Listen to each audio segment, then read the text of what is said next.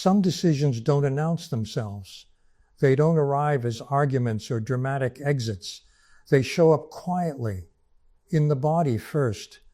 A tightening in the chest when a familiar number appears on the phone. A heaviness that doesn't match the words being spoken. A strange sense of relief mixed with guilt that doesn't feel earned. And what makes it worse is that from the outside, nothing looks wrong. There was no single betrayal, no obvious explosion, no clear villain. So why does staying connected feel like slowly disappearing? Most people believe cutting off family happens in moments of rage. They imagine slammed doors, screaming matches, final words spoken in fire. But for some people, especially the ones who feel everything, it doesn't look like that at all. It looks like silence growing heavier than speech, like conversations that leave you emptier than before they started, like laughing at the right moments while something inside you counts the minutes until it's over. And that's the part no one talks about. Because on the surface, you're still showing up. You're still being polite, still answering questions, still playing the role. But internally, something has already begun to step back. You start noticing that every interaction costs more than it gives. That after family gatherings, your body feels like it's been holding its breath for hours. That your thoughts replay small moments that shouldn't matter, yet refuse to let go. Was that tone intentional? Why did that comment linger? Why does a single sentence echo louder than everything else that was said? And then comes the doubt. Because you were taught that loyalty means endurance, that love means staying, that leaving is selfish, dramatic, or cruel. So you start questioning your own reactions. You wonder if you're being too sensitive, too fragile, too demanding.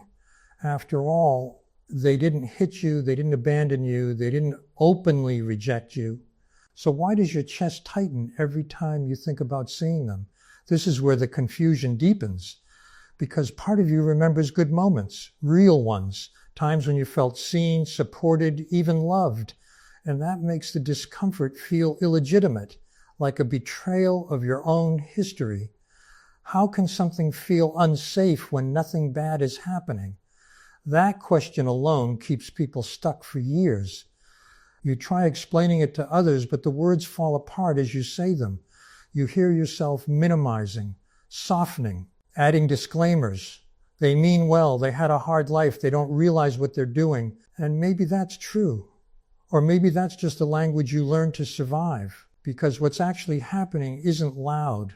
It's subtle. It lives in the spaces between words, in what never gets acknowledged, in how your emotions are received, redirected, or quietly dismissed. You notice that when you express discomfort, the room shifts, not with concern, but with unease, as if your feelings are an inconvenience rather than information. So you stop expressing them, not consciously, not dramatically. You just adjust. You choose your words carefully. You anticipate reactions before they happen. You shrink parts of yourself to keep the atmosphere calm. And slowly, almost imperceptibly, you begin to disappear inside relationships that are supposed to be permanent. That's the paradox. Family is supposed to be the place where you don't have to perform, where you don't have to manage other people's comfort. Yet here you are, constantly monitoring the emotional temperature, constantly adapting, constantly asking yourself whether today is a good day to be honest or a day to stay quiet. At some point, a realization flickers in, not fully formed, not something you'd say out loud, just a sensation that the version of you they're comfortable with isn't the version of you that's real anymore. And that realization doesn't make you angry, it makes you tired, because you're not trying to punish anyone, you're not trying to prove a point, you're not trying to be right. You just want to feel like yourself without bracing for impact. This is where people misunderstand the silence that follows. They assume distance is about resentment, about revenge, about unresolved conflict. But what if it's not? What if the quiet isn't a weapon, but a consequence? What if pulling away isn't about rejection, but about preservation? That thought feels dangerous to even consider, because once you allow it, you can't unfeel it.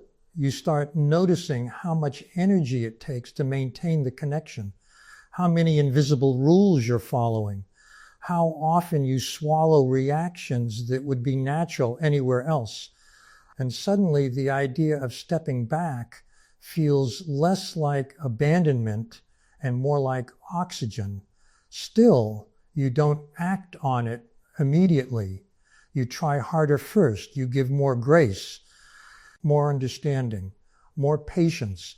You remind yourself that family is complicated, that everyone has flaws, that nobody is perfect. But the body doesn't negotiate with logic. It keeps responding the same way. The tight chest, the shallow breath, the sense of shrinking. And eventually, you notice something unsettling. The more you show up, the less you recognize yourself. That's when the internal split begins. One part of you wants to stay loyal to the story you were given. Another part is quietly asking how much you're allowed to lose before it counts as too much. And here's the part no one prepares you for.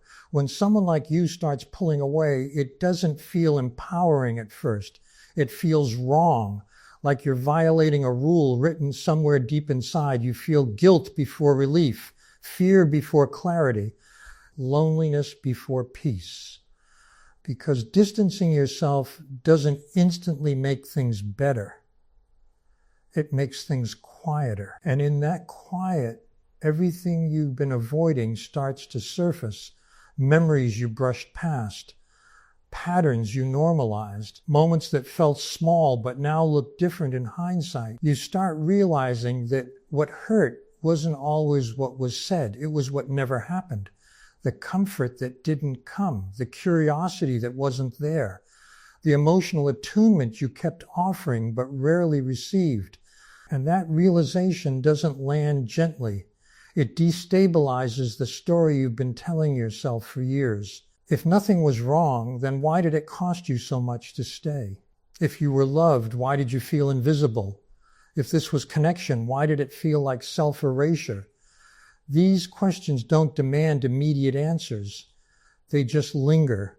And somewhere in that space, distance begins to feel less like a choice and more like an inevitability. Not because you stopped caring, but because caring without reciprocity became unsustainable. At this point, from the outside, people start to notice. They comment on your absence. They ask why you don't call as much, why you've changed.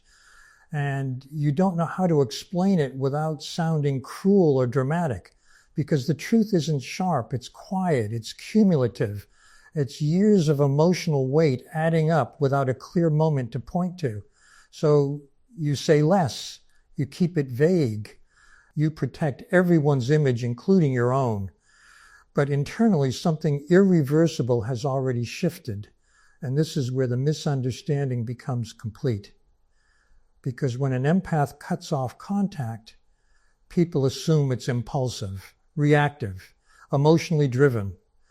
What they don't see is how long the decision was rehearsed internally before it was ever acted on. How many chances were given silently? How many internal negotiations took place? How many times you chose connection over self until there was almost nothing left to choose from? And still, even now, you hesitate because a part of you wonders if stepping away makes you cold, unloving, different from who you thought you were.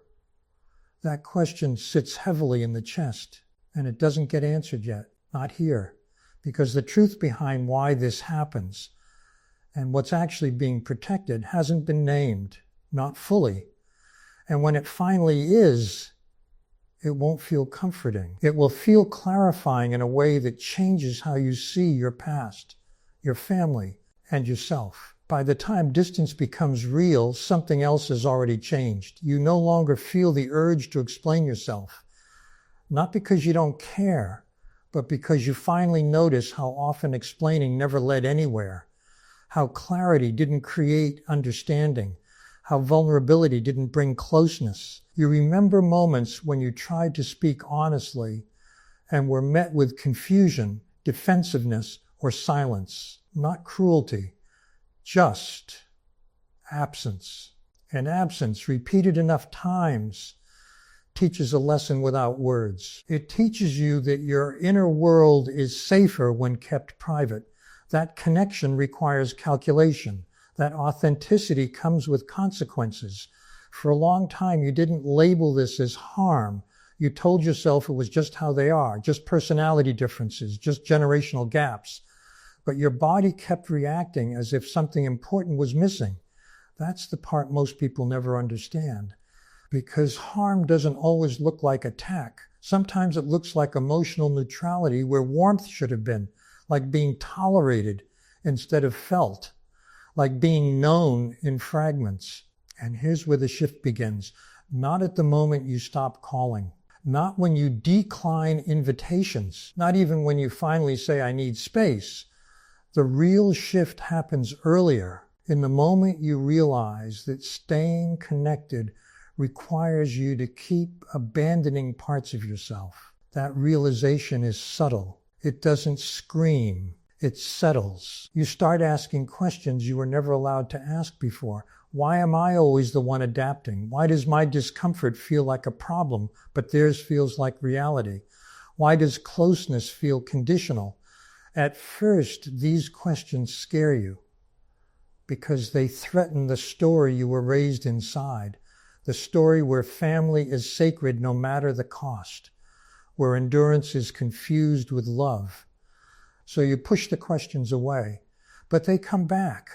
They show up when you feel lighter after not engaging, when your shoulders drop during silence, when you notice how much mental space opens up when you're not anticipating reactions. And that's when the discomfort sharpens. Because relief is not supposed to feel this way. Relief challenges loyalty. It exposes imbalance. It suggests that what you were calling connection may have been obligation.